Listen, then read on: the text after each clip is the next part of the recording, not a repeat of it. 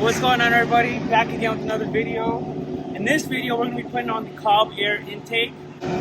So I already took the initiative of taking out the stock intake box. Now what I got to do now is I unplugged the sensor as well, you can see here. So what I got to do now is I actually got to get under the car and take out one of the splash covers to take out the tube that's connected to the turbo. And once I do that, this whole tube comes out, and then we can kind of get going on putting on the new COBB. We'll see how that goes, and yeah, let's get going.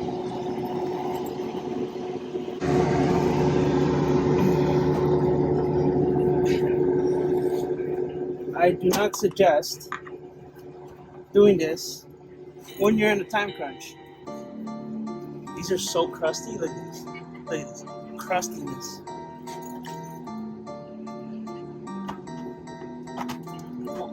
Alright. So to take off the cover that gives you access to the air intake at the bottom, it's literally 4 clips. Oh wait, sorry, 5 clips. There's one kind of connected on the side here. There you go. And I believe this should just slide off.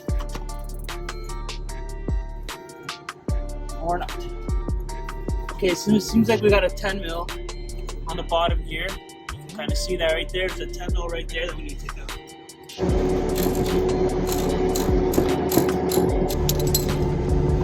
Alright, so there's that 10 mil.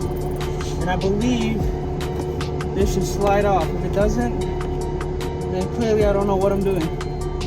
You know what? We actually have access here, so I'm not going to take it out.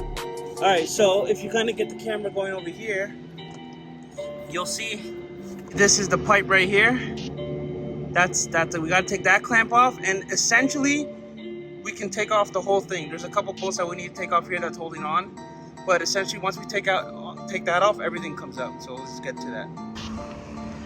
Okay, so now that I got basically the splash cover off, this part of it, I didn't take off the whole thing, but you can see there that little clip, that little screw there that's tightening the clamp to the turbo. I'm gonna loosen that up, and essentially this whole assembly can come off now because everything's loose up there. So let's see what happens. So we took off the whole assembly, the stock, as you can see here. So now what we're gonna do is I think we need to reuse the tightening clamps here, and then I need to remove the sensor and put it onto the new pipe, and we should be able to get this thing through. So let's do it.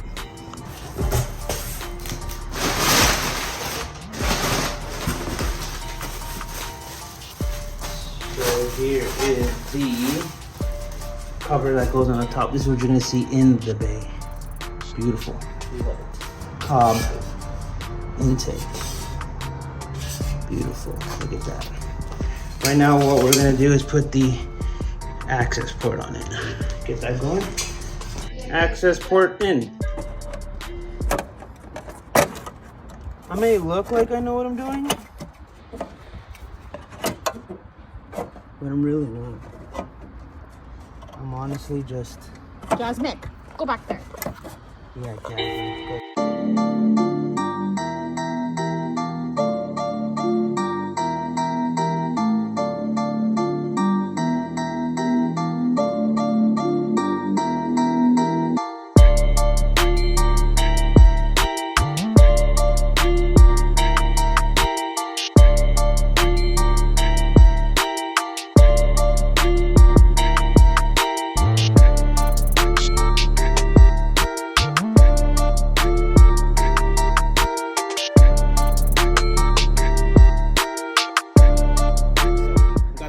In now.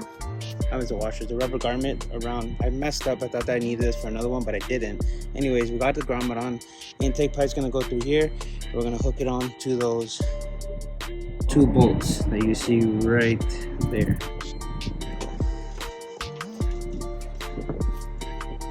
What? There, I'm getting there. Okay, so we're gonna slide the thing on.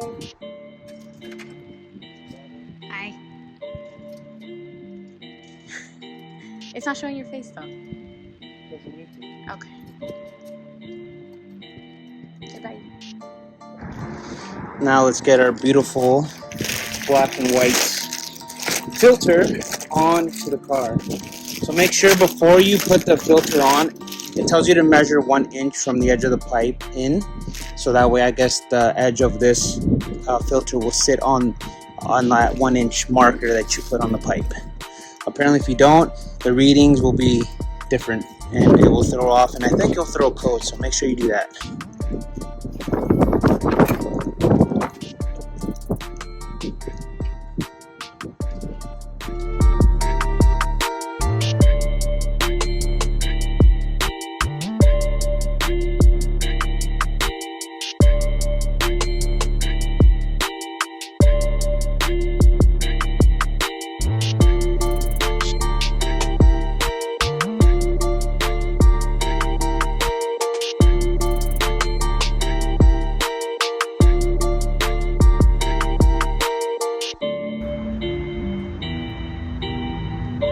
That ain't coming off. Next is to get the end of the piping onto the turbo, and from there tightening the clamps down and yeah, see what we do and see what we get, and hopefully we'll be almost done, because I've been at it for a while. For you guys it's only like a 10-15 minute video, but for me it's a few hours. Again, beginner, don't know what I'm doing.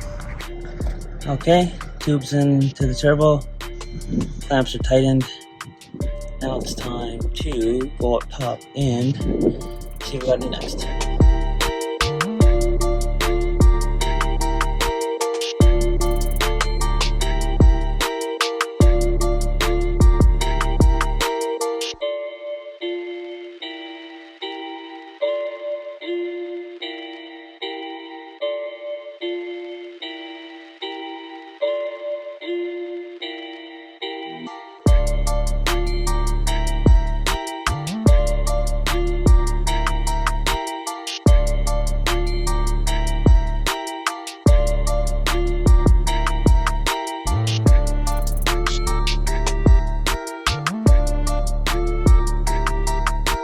Kind of nice that COBB gives you these washers.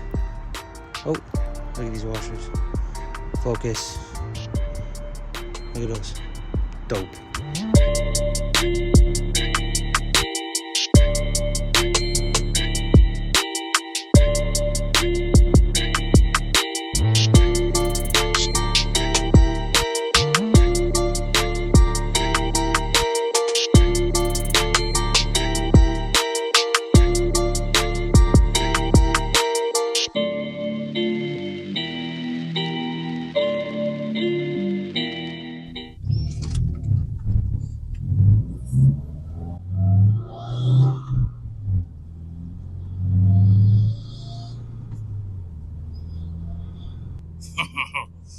Oh, this car is gonna make me go broke. Love it. Now with the air intake, the COBB SF Intake, I'm wondering what to do next. I don't know if I should do a blowout valve or a bypass.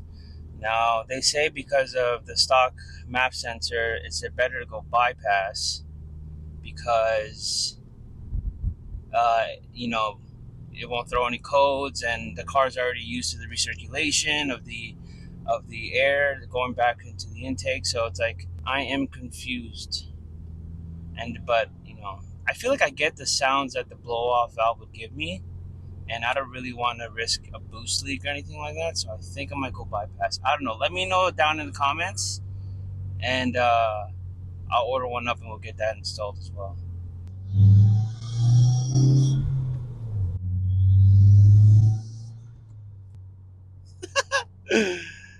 Oh my god.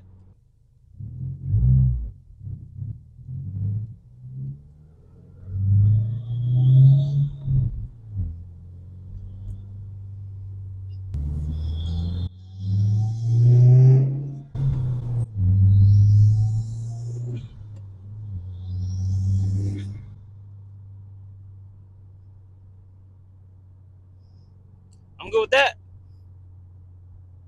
Yep.